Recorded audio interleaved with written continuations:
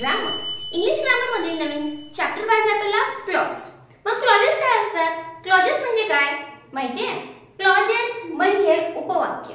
मग यामध्ये कसं असतं, एक मेन क्लॉज असतो आणि सबऑर्डिनेट क्लॉज असतो. त्यापेक्षा म्हणलं तर there are two type of clauses. There are two types of clauses. One main clause and another one is subordinate clause. मग हे काय असतं दोन? तर मेन क्लॉज. मेन क्लॉज म्हणजे मुख्य वाक्य असतं. मग काय डिफरंट आहे आणि हे काय असतं? गौण वाक्य असतं. मग गौण वाक्य म्हणजे काय? Little bit question in your mind.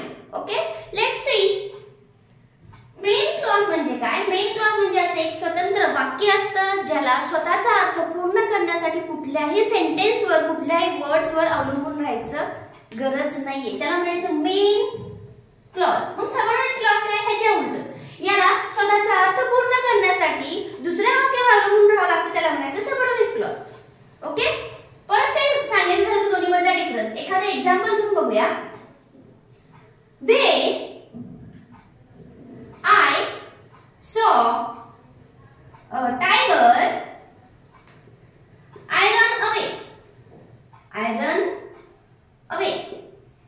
पहा, हे झालं एक सेंटेन्स. मग यामध्ये दोन सेंटेन्स दिसतात. इथे कॉमा आहे. I ran away. नेक्स्ट आहे when I saw tiger. दोन सेंटेन्स आहेत. आता पहा, सेंटेन्स मध्ये मेन क्लॉज कसं ओळखायचं? मी सांगितले मेन क्लॉज म्हणजे असं सेंटेन्स असतं जे स्वतःचं जे काही मीनिंग असतं, स्वतःचा जो अर्थ असतो स्वतः पूर्ण करतं. तर असं आहे का? when I saw tiger, मी जेव्हा टायगर पाहिला किंवा वाघ पाहिला तर काय होते का अर्थ पूर्ण? नाही. नेक्स्ट बघा, I ran away, मी पळालो. I run away, sorry I ran away. मग I ran, मी पळालो. ओके, त्यावेळेस पळालो म्हणजे झालं तो पळून गेला हा मीनिंग होतच. मग याला म्हणायचं मेन क्लॉज आणि याला म्हणायचं सबऑर्डिनेट क्लॉज. का? तर याला जेव्हा हे सेंटेन्स बोलेल तेव्हा समजतं की त्यानं काय केले. when I saw tiger, जेव्हा मी पाहिला तेव्हा काय केलं? तो पळाला. म्हणजे ह्याला स्वतःचा अर्थ पूर्ण करण्यासाठी ह्या सेंटेन्सला या मेन क्लॉज वर डिपेंड राहावं लागतं. यावर अवलंबून असतं. यासाठी हे असतं मेन आणि हा असतं subordinate. Because of this is a dependent sentence आणि दिस इज अ इंडिपेंडेंट सेंटेन्स. हे डिपेंड आहे कोणावर तरी मीनिंग घेण्यासाठी किंवा मीनिंग काढण्यासाठी. हे या सेंटेन्सवर डिपेंड आहे. याला म्हणायचं सबऑर्डिनेट क्लॉज. नेक्स्ट थिंग सांगायची झाली तर या जो काही सबऑर्डिनेट क्लॉज असतो यामध्ये कंजंक्शन वापरलेलं असतं. मग what is it by conjunction? उभयनवी अव्यय म्हणतो आपण त्याला. पहा, इथं वेन आले. दिस इज द कंजंक्शन वापरले. आणि मेन क्लॉज मध्ये कंजंक्शन वापरत नाही. मेन क्लॉज जे काही क्लॉज असतं त्याच्यामध्ये कंजंक्शन वापरत नाही. तर सबऑर्डिनेट क्लॉज मध्ये कंजंक्शन असतं, याच्यामध्ये कंजंक्शन नसतं. मीनिंग घेण्यासाठी हा दुसरा डिपेंड असतो. This sentence depending on main clause.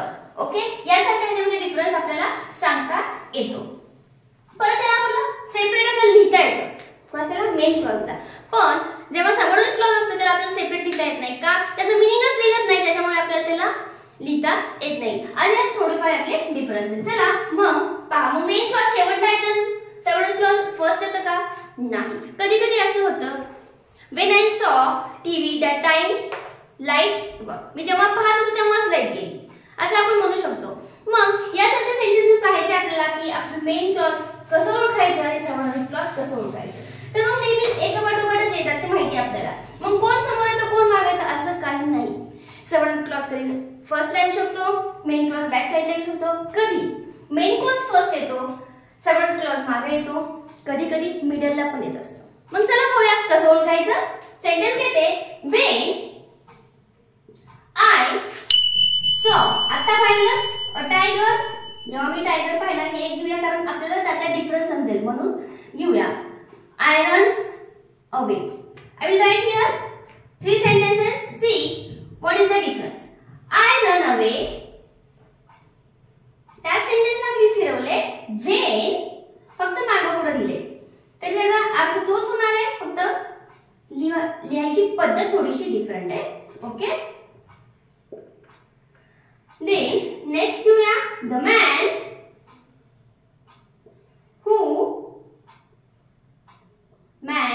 who is honest is trusted. Okay, असे तीन सेंटेन्स घेतले. आता पहा, मी सांगितले तुम्हाला की सबऑर्डिनेट क्लॉज काय करतो? स्वतःचा अर्थ स्वतः पूर्ण एक झाल्यावर एक हे पाहिले आपण टायगरचं. ओके, ही this is the subordinate clause and this is the main clause. Subordinate clause. मग द आय रन अवे हा सेंटेन्स फक्त पुढे घेतलाय. मग हे सबऑर्डिनेट झालं का लगेच? नाही. का? तुम्ही इथे लिहा मीनिंग तर ते कंप्लीट करताय ना स्वतःचं. That's why this is the main clause. This is the main clause. When I saw a tiger, जेव्हा मी टायगर पाहिला तेव्हा काय केलंस? पळलास, बसलास, मारलंस, काहीतरी केलं असेल ना.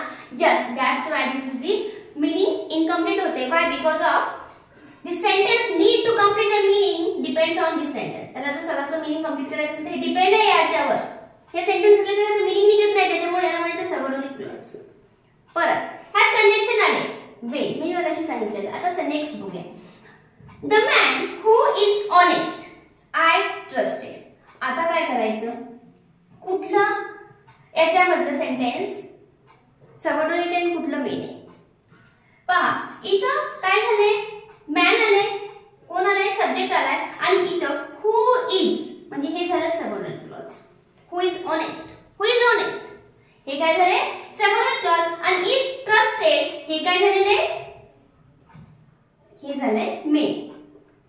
ओके, म्हणजे एक लक्षात घ्या की सबऑर्डिनेट क्लॉज कधी फर्स्टला येऊ शकतो, कधी सेकंडला येऊ शकतो आणि कधी मिडलला येऊ शकतो. बघा कर्त्यानंतर ते स्वल्पविरामानंतर सुद्धा दोन वाक्य आले, सबऑर्डिनेट क्लॉज आले. कधी इथं करताय मॅन, याच्यानंतर सबऑर्डिनेट क्लॉज आले, हू न जोडले, कंजंक्शन आले. ओके, इथं काही न जोडले, शेवटला आले. हेच आपण पहिल्यांदा लिहिलं तर असं म्हणजे कोणाला असं असतं मीनिंग डोक्यामध्ये असतं की मेन क्लॉज पहिल्यांदा येतं आणि सबऑर्डिनेट क्लॉज लास्टला येतं. तसं नाही. त्याच्या अर्थानुसार जा, कोण कशावर डिपेंड आहे तेही नसेल कळत. तसं कंजंक्शन माहित असते, कंजंक्शन त्याला जोडलेलं आहे, ह्याच्यावर सुद्धा आपल्याला समजून जातं. इथं बघा हू इज ऑनेस्ट, ह्याच्यावर कळतं की दिस इज दी सबऑर्डिनेट क्लॉज. म्हणजे कधी कधी जे काही सबऑर्डिनेट क्लॉज तुम्ही मिडलला येऊ शकतो, सेकंड नंबरला येऊ शकतो, फर्स्ट नंबरला येऊ शकतो, यासारखं तुम्हाला समजून जाते. पहा आता जर कंजंक्शन एकच येतं इथं नो सुनर दॅन असले कंजंक्शन आले तर काय करायचं? येऊ शकतात का? यस, त्याच्या साईड टाइपचे पण कंजंक्शन येऊ शकतात. मग त्यावेळेस काय करायचं? त्यावेळेस पाहूया. एक सेंटेन्स घेते. No sooner did I see a tiger, त्या सेंटेन्सला मी इकडे केले. Then I run, no sooner than. Okay, I run away होता. No sooner did, no sooner than वापरले. ओके, कसलं कंजंक्शन आले?